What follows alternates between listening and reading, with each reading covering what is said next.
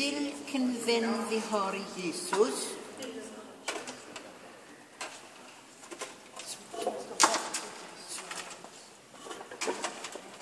Mia ska med glöden.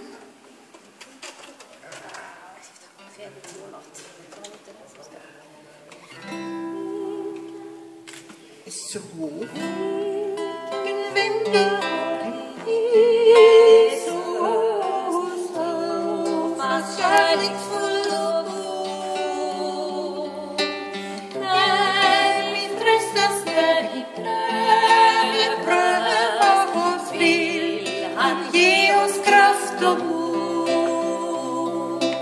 Ofta tills vi av oro glömmer att vi har en vän som har lovat vara med och oss hjälpa omångligen.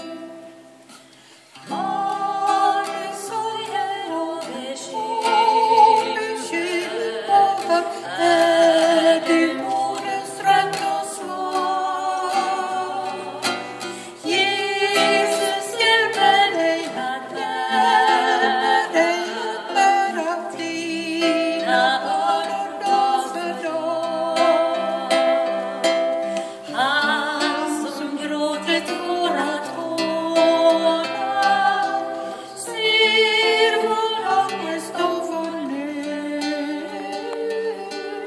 Den som sörjer vill han trösta, och den som vacklar ger han stöd. Är du bitter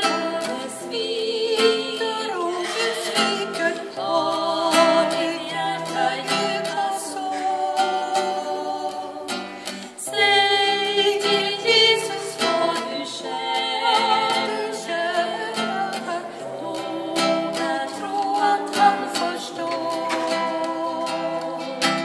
Han som tar vår synd och plåga i sin egen kropp ändå, älskar oss och ger oss vila,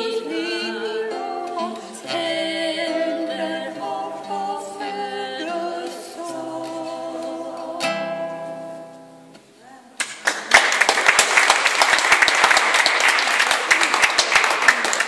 Det är nästan för vackert för att applådera.